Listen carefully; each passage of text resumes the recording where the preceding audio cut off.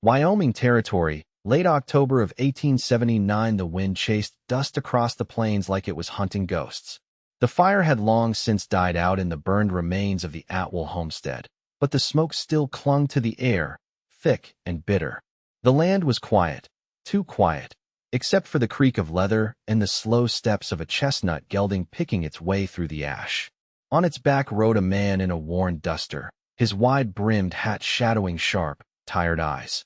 His name was Thayer Whitlow, and he had not meant to stop, but something made him pull the reins. That something was a woman, sitting on her knees in the ruins, her dress black with soot, her palms bloodied from digging through what used to be her life. Thayer dismounted without a word. She looked up at the sound of his boots crunching burned wood. Her face was streaked with ash and tears, and her eyes, God, her eyes were wide and dazed like a deer after the shot. "You all right, madam?" he asked, voice quiet but steady. She blinked at him. Her lips trembled. "I have nothing." Thayer crouched in front of her. His hand hovered for a moment before he placed it gently on her shoulder. "You have me." Her name was Elira Ames. She was 23. Her husband and baby boy had died in the fire that took her cabin and every scrap of her world. She had tried to stop it. She had run through the flames with a pail of water, screamed until her throat gave out, but it had been too fast. Too hot. She should have died in there too, she said. Thayer did not say a word to that, only helped her to her feet and led her to his horse. "I'm not leaving you here," he said. "Not like this." She did not argue. He set her in the saddle, climbed up behind her, and rode south to his ranch nestled near the foothills beyond Rawlins. The ride was long, and she leaned back against him just once when she fell asleep from exhaustion, but that was enough for him to know she trusted him, even if she was too broken to say it.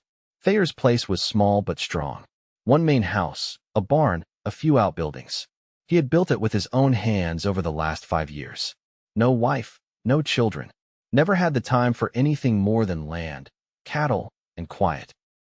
But now, he had a woman sitting on his porch wrapped in a wool blanket, staring at the horizon with empty eyes. She barely spoke for the first 2 days. He brought her food, set it beside her, never pushed. At night, he let her take the bed, and he slept downstairs by the dying fire. On the 3rd morning, she said his name. "Thayer." He turned from where he was splitting wood. "Yes, madam." She stood barefoot in the doorway, blankets still around her. Her voice was hoarse but clear. "Thank you for not leaving me." He nodded once. "You're safe now." She looked down at her hands, the cuts healing. "I do not know how to start again." "You do not have to figure it all at once," he said. "Just breathe, eat, sleep. The rest will come." That night, she asked if she could help with supper. He handed her a knife and potatoes, and they worked in silence, side by side. By the end of the week, the blanket was gone, and she was wearing one of his old shirts tied at the waist. She fixed his torn shirt sleeves with neat stitches, and he showed her how to feed the chickens. Neither of them said what was growing between them, but it hung in the air like the scent of rain before a storm. On the 10th day, she stood in the backyard holding a rake, her hair braided and pinned back, cheeks flushed from the wind. He watched her from the corral as she looked out over the land. "This place," she said. "It is quiet, like it's waiting." "For what?" he asked. She looked at him then. "For something good." Thayer walked to her, stopping just close enough to smell the soap she had used that morning. "It has been waiting a long time." Her eyes filled, but she smiled for the first time. It was small and a little unsteady, but it was real. That night, he found her crying behind the barn. She was crouched near the fence, her arms wrapped around her knees. He knelt beside her. "Elira, I dreamt of them last night," she whispered. "My boys laugh. I cannot hold on to it. It is slipping away." He did not try to fix it. He just sat beside her, shoulder to shoulder, and let her cry against him. When the tears dried, she leaned into his side, and he wrapped his arm around her. "I wish I could give you your old life back," he said. She looked up at him, eyes swollen but clear. "You gave me breath when I had none. You gave me shelter when I had no roof. You gave me your name when I had nothing else to call." His brow furrowed. "You have a name." She shook her head. "I mean I had nothing. Nothing left. And you have me," he said again, firmer this time. She stopped breathing for a second. Then she kissed him. It was not perfect. It was uncertain, soft and trembling, but it was real. And he kissed her back. That night, She did not sleep alone. She curled into him in his bed, her hand resting on his chest, and he did not move for fear of breaking the moment. Her breath evened out. He stared at the ceiling and felt something settle in his chest that had never been there before. Peace, and something deeper. In the morning, she was still there, wrapped in his arms. Her hair tangled, her lashes dark against her cheeks, but she was smiling. "Elira," he asked. She opened one eye. "Yes." "You planning on leaving?" "No," he kissed her forehead. "Good." The frost held longer each morning, clinging to the porch railings and turning the grass brittle beneath their boots. Thayer rose before light, as always, and Elira followed not long after, wrapping herself in his heavy coat until she could mend her own. She didn't ask to stay. He didn't ask her to go. The days simply began to carry both their weights. She had taken to the small root cellar like it was a puzzle she meant to solve. He found her there one afternoon, crouched beside a stack of empty crocks, turning over jars of dried beans and noting which seals had failed. "You keep this better than most," she said, not looking up. "I try not to starve come February." She nodded, brushing dust from her skirt. "You'd survive. You think ahead." He leaned against the doorframe, arms crossed. "What are you thinking ahead for?" "I'm deciding," she said, sealing a jar and setting it back in line. "If I can make something here that feels like mine. Not just yours and not just a memory of what I lost." Her words were careful, not sharp, but they caught him still. He didn't answer right away. The wind outside whistled through the slats in the barn. When he did speak, it was low and certain. "If you want it, it'll be yours too." That evening, she made cornbread with the last of the molasses. He didn't tell her it was his favorite. She didn't ask, but she watched him eat it like it mattered to her whether he finished every bite. After supper, when the sky had turned violet behind the ridge, she sat by the window stitching patches into a pair of his trousers. He noticed the way her feet tucked beneath her, the way she paused every so often to listen for the barn owl nesting in the eaves. "You got kin out east?" he asked. "No," she said, without lifting her eyes. "Just letters I never answered. My people weren't the writing kind." He nodded. "Same." "Did you ever think about leaving this land?" she asked, tying off her thread. "I did once," he said. "Then I built the fence. After that, it felt wrong to walk away from what held together." She set the trousers aside and faced him. "You built it alone? Used to think I liked it that way. What changed?" "You sat down at my table." The silence between them then was warm. It stretched without pressing, like a place they could both rest in. 2 days later, she asked if she could help break the new mare. He hesitated. "You ever handled one that green?" "No," she said, tightening the laces on her borrowed boots. "But I've stood in fire. I can face a horse." She didn't ride her, not that day, but she stood calm while Thayer circled the pen, and when the mare bucked hard against the rope, Elira didn't flinch. She just watched, steady, until the horse settled enough to breathe. Afterward, they sat on the fence rail, the late sun catching the dust on their boots. "I feel useful again," she said, not expecting a reply.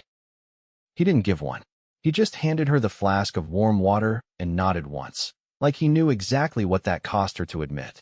That night, she slipped her hand into his as they walked from the barn. He didn't say anything, only kept it there, held firm and quiet. In the weeks that followed, she started humming when she worked. Little tunes without words. He never asked what they were. He just listened. The snow came early that year, light but insistent. Elira stood at the window that morning as it fell, her breath fogging the glass. "I didn't think I'd see another winter," she said. He stepped behind her, resting one hand lightly on her waist. "You'll see plenty more." She turned to face him. The light caught the fine lines at the corners of her eyes, the ones grief had etched deep. But they were softer now. Not gone, but changed. "I want to plant something come spring," she said.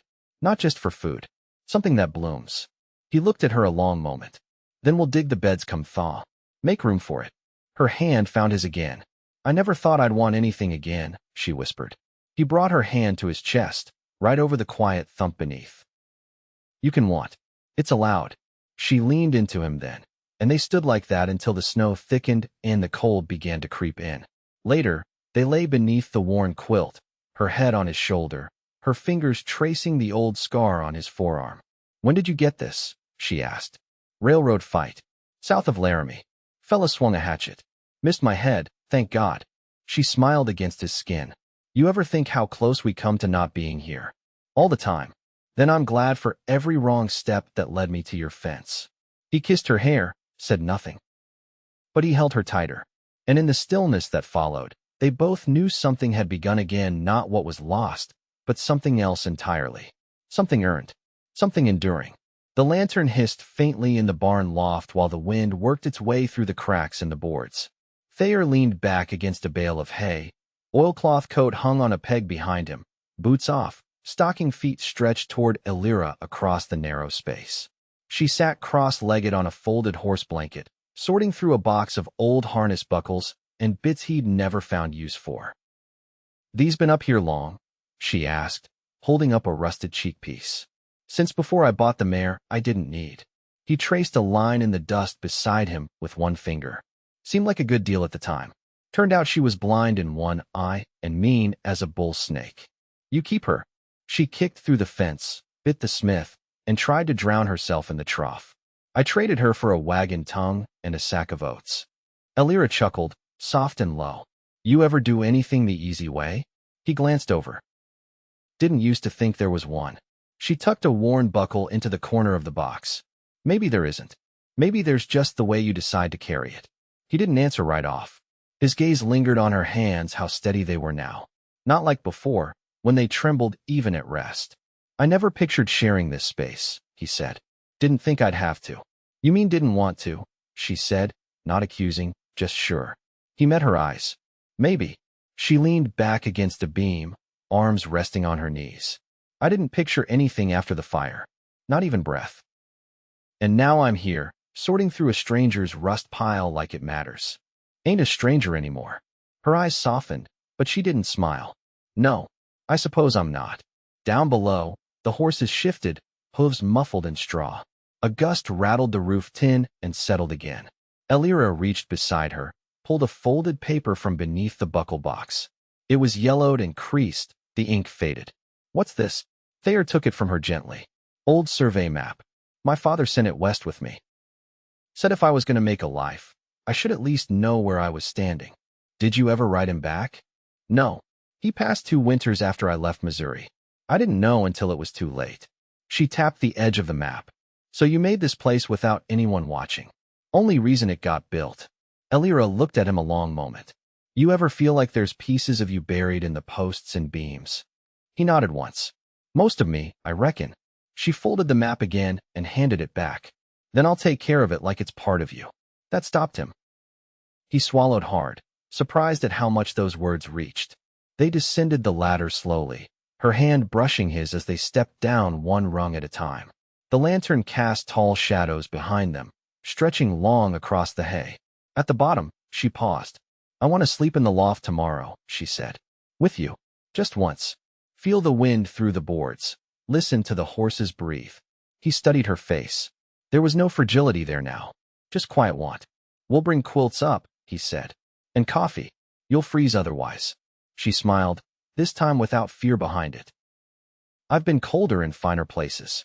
He wrapped a hand around hers. "Might have a tin of chocolate left, if I haven't forgotten where I buried it."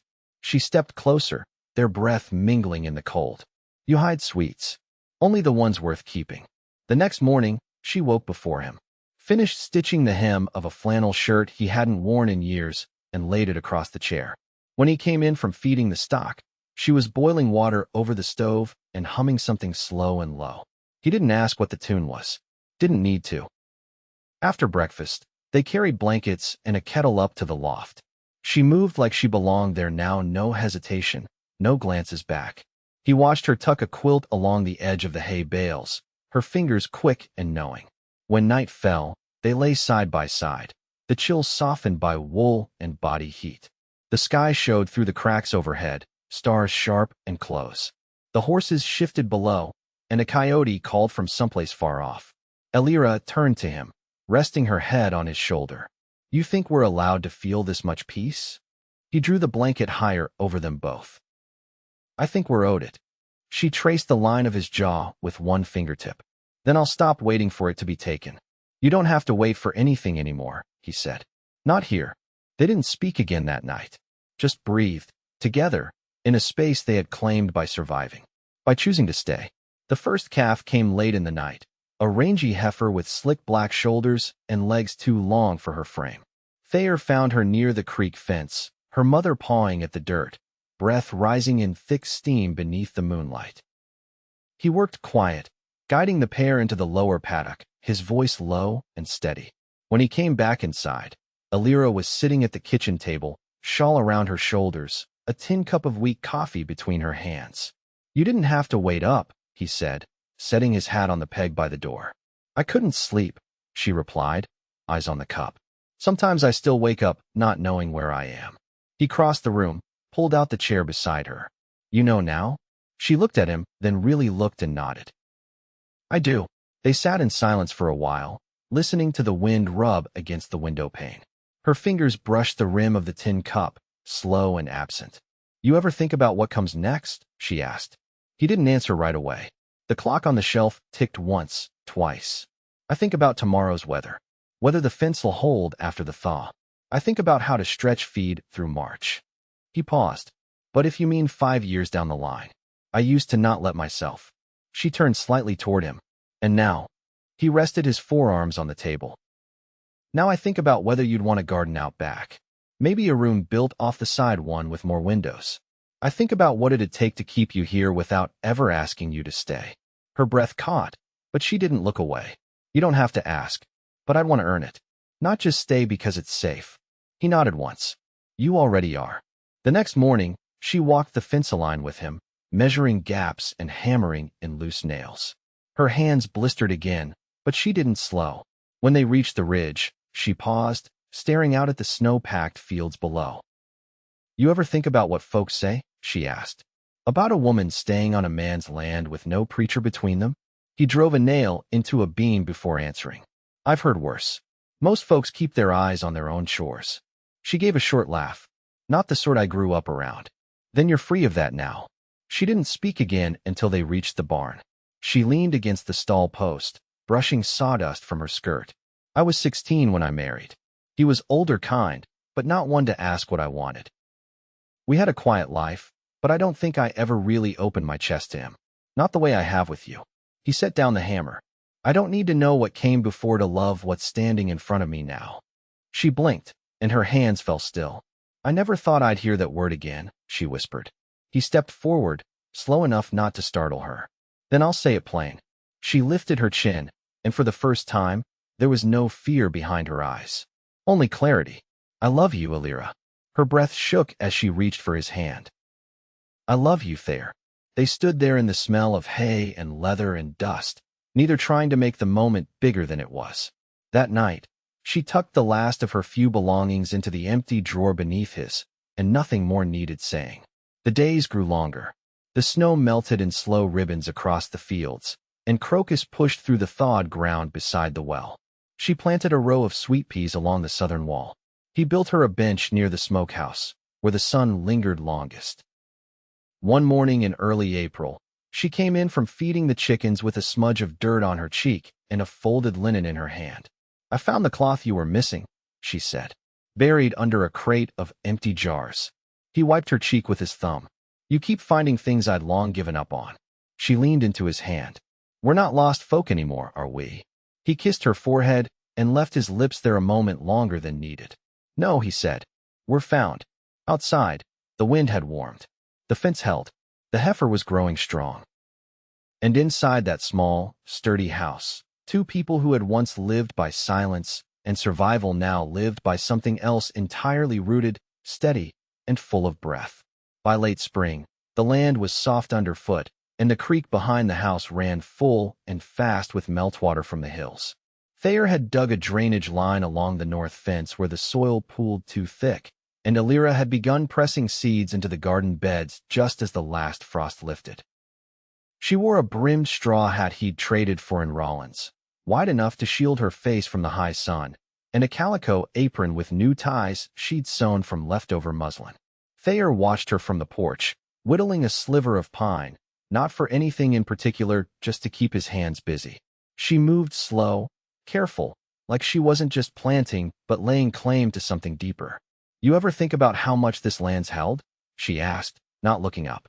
He leaned forward, elbows on his knees. I've wondered. Every stone's got a story under it. I'd like to know whose feet walked this ridge before ours. Before the fences.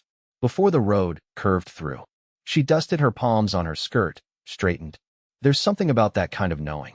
It makes a place feel more honest. He nodded. The people who lived here before me didn't have the luxury of forgetting anything. I reckon we don't, either. She turned to him. But we get to choose what we carry.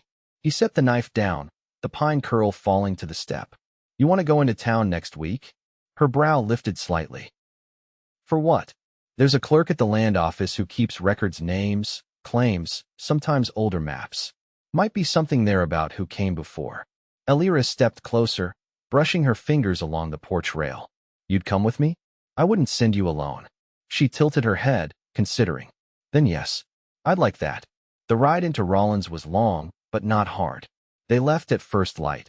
The wagon hitched for smooth travel and reached town before noon.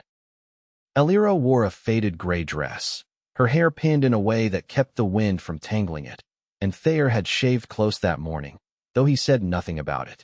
Inside the records office, the clerk, a balding man with an ink-stained vest, dug through a drawer and brought out a handful of folded documents. Elira unfolded each one with care. Names written in slanted script, dates that stretched back before the war. This one, she murmured, laying her hand on a yellowed sheet. Thomas Runnels. Quarter section east of the creek. Filed in 59. Sold off in pieces after he died. Thayer leaned over her shoulder. That's our piece. She studied the page a long while. He came alone. No family listed. Same as me. She looked up at him. Not anymore. They left town with a small parcel of supplies, a new kettle, a bolt of coarse linen, and a tin of lye soap, and made it back before sundown. That night, they sat in the pasture with the maps spread between them, the stars clear overhead. He was here before the town had a name, she said. Before the post road came through, even, built something out of nothing. She glanced at him, firelight catching the edge of her jaw. Like you did. He shook his head once. Not like this. Not until you. Silence settled, but it was the kind that held warmth, not absence. A few days later, she stood in the doorway of the house, watching the storm roll in from the west. The clouds were low and dark, but her shoulders stayed relaxed. She had no fear of fire this time.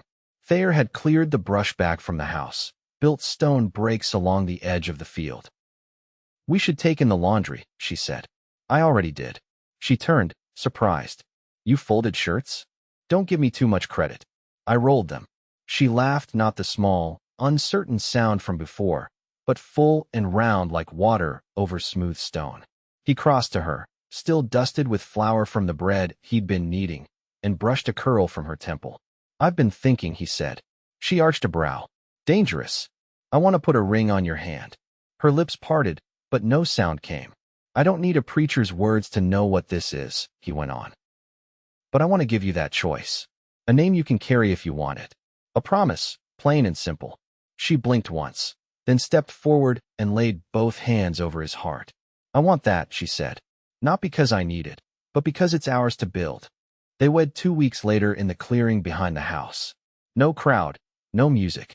Just the two of them, the preacher from the Rollins circuit, and a pair of witnesses from the ranch eastward. She wore the same gray dress, now hemmed with white thread, and he wore the shirt she'd mended that winter. After the vows were spoken, she pressed her forehead to his and whispered, I want to grow old here. He held her close and said, Then we will. The years that followed were quiet and full. They added a second room to the house the next spring, then a small shed for drying herbs and seed. She started a garden that spread each year beans, squash, tomatoes, and a patch of sunflowers that grew taller than the fence. Thayer built a table long enough for more than two. Neighbors came by in fall for cider and stew. She taught a girl from a nearby homestead how to sew straight seams, and he let a young rancher graze his cattle along the northern ridge during a dry season. They never spoke much of what came before, not out of silence, but because they didn't need to. The fire that had taken her past, the long years he'd spent alone, all rested beneath the surface like roots feeding something stronger. One warm evening, a little over 5 years from the day they first met, they sat on the porch just as the sun dipped low. Elira leaned against his shoulder, her hands folded over her belly, where the faint swell of new life stirred beneath her apron. He rested his hand atop hers, thumb moving slow against her knuckles. "Still feel like this land is waiting for something?" he asked. She looked out across the field, golden with light. "No, I think it's full now." He turned his face into her hair. "So am I."